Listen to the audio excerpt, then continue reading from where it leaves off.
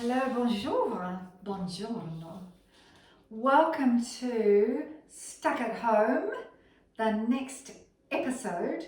And today we're going to talk about what I'm wearing in the interest of Shed Couture and looking after clothes that you've had for a long time so that you can wear them forever when you're in lockdown. And we will be learning how to make fresh pasta Puglian style. So, first of all, this is the dress. It's Trelise Cooper. It's knee length. I can't show you any more because it's too tight for me to get up on a chair. It's made from tiny, tiny, tiny little sequins, metal sequins that have been hand sewn. I imagine this fabric comes from India. They're the only people who would do this. The earrings are Swarovski crystals. And the shoes are Italian mermaid shoes. Look at that. They have little sequins all over them that have been stuck on to look like fish scales. And they're Italian. The designer is Alberto Gozzi. Look at that funky little strap on the back and the little kitten heel. Aren't they just absolutely amazing? And so, there's cooking classes and homage to my friends in Puglia, who I miss very, very much and probably won't be seeing this year, unfortunately. So, it's pasta, it's homemade pasta, and it is cut rather on a pasta maker or by hand on a pasta guitar, which is this thing. These are really not hard to find. They don't cost very much. I just ordered this on Amazon, and it's a guitar. So on this side, I'll come closer and show you. On this side, this is what it looks like. On this side, it's got quite well-spaced strings, so that you would make maybe a tagliatelle, and on this side it's got very close together strings, so you would make spaghetti with it. And the first thing you have to know, the most important thing you have to know about making your own pasta, is that you have to make it. You cannot make it with regular flour. It'll just fall apart as soon as you cook it, and it tastes like muck. You have to get really hard 0-0 flour, maybe from a specialty supermarket like Faro or something like that. This is called, I found this at Faro, it's called semolina hard flour.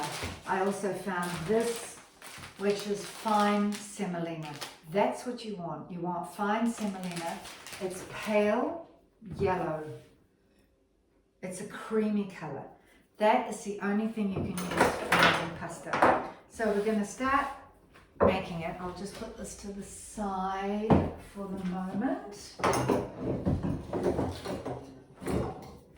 The absolutely brilliant thing about Puglian pasta is that it's cucina povera, which is poor cooking. In the old days, the Puglians couldn't afford salt and they couldn't afford eggs. So there is no salt and no eggs in this recipe. Bring that forward a little bit so you can see better what I'm doing. So here it is. I've just measured out 50 grams.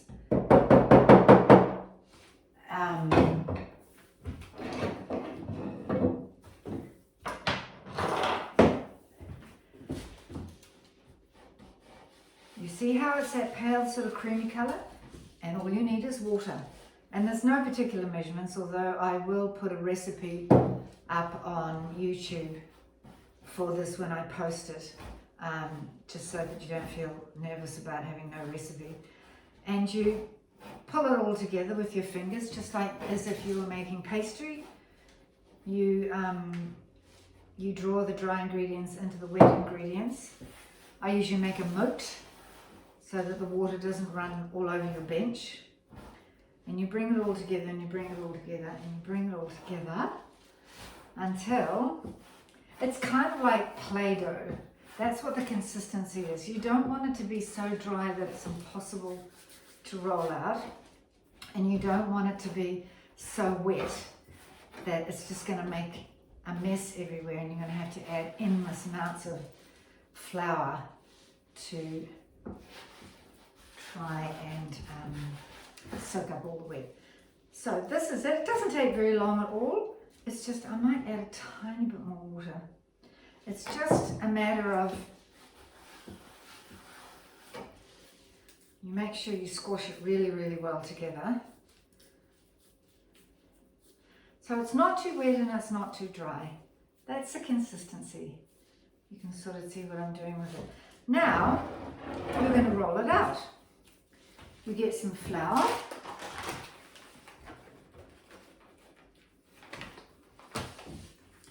And you squeeze it, you're going to roll it out so that it fits onto this. So it has to be the same size as that. So you kind of press it out with your hands into an oblong, because an oblong is what you're rolling it into. You get your rolling pin, put a bit of flour on your rolling pin, and I kind of press that into an oblong. You start rolling. If it gets wet or sticky, you turn it over, put some more flour on the top, try and keep it in its shape. The woman I first learned this from is my friend Gianna in Lecce, which is a beautiful Baroque city we visit on our gastronomic tour to Puglia, normally in September. And when I first started bringing my clients to her on my tours, she didn't speak any English. And now, because we've been going there for so long and she's got so many other clients, she now speaks. I'm not going to stand here rolling this out for 3 hours. I happen to have one in the beauty of a Peter Matthias cooking class. That's already done. And so Gianna would say, you know, you just make it. You just do the best you can. It's not necessary to be perfect. I don't mind it's not perfect because, you know, you're from New Zealand. And I just, because you're perfect and I love you, so that is okay like that. So we've got this, which should fit on there. See how it's more or less the same size? I'll just give it another roll because I made it before and it's shrunk a little bit. So you want it to be fairly thin.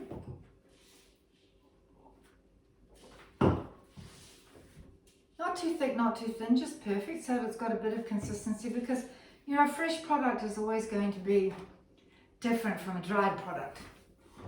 You get your guitar, you lie your pasta on top. I'll just put this on because this is gonna make a noise, unfortunately.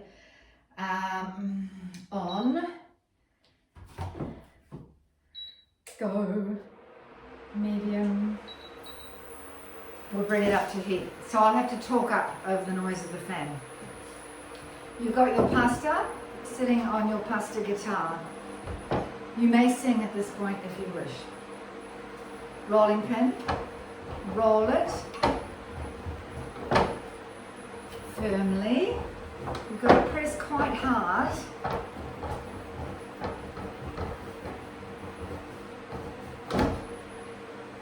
I ordered this one from Amazon and it came in under a week. I don't know what it would be like now.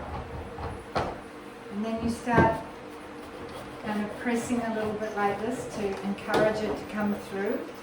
And it will all start falling through. The pasta will fall through the guitar strings.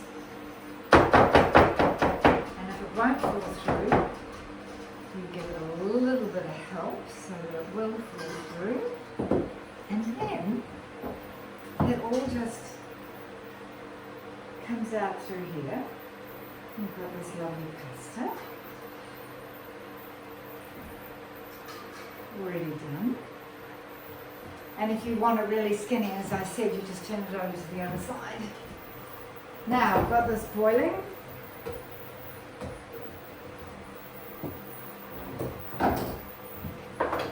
you have to add, this is fresh, this is a fresh product. If you don't want to do it immediately, like say if you've made your pasta in the morning and you want it for your grateful family for the evening, you could slightly dry it by hanging it over something. Like it could be, I usually hang it over a chair. But in this instance, I'm going to cook it immediately. You've got to have really boiling water, a really rolling boil. Lots and lots of salt, because don't forget there's no salt in this. So I've got a teaspoon here. Chuck that in. Everything has to be ready. This only takes 2 minutes. So you put your pasta in.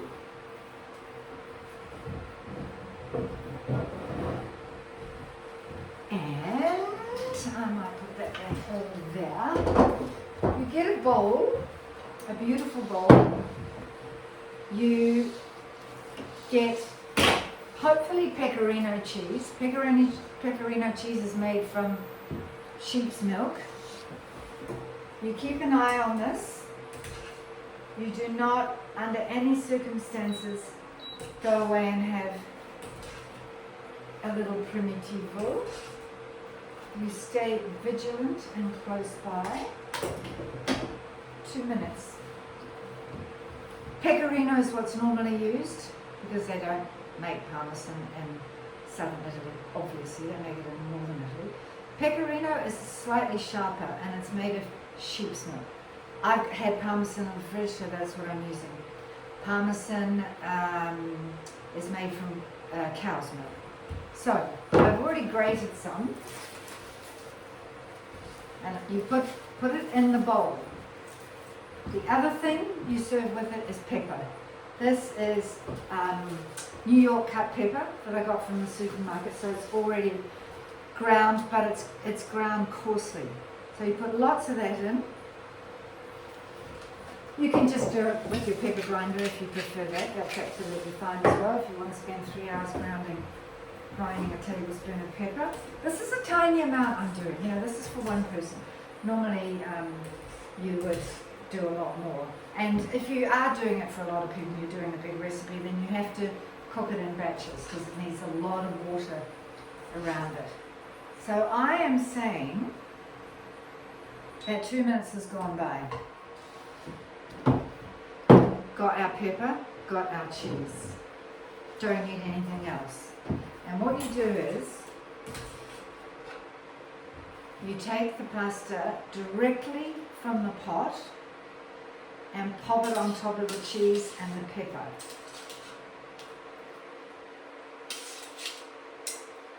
You add a little bit more water, cooking water from the pasta, and you toss it.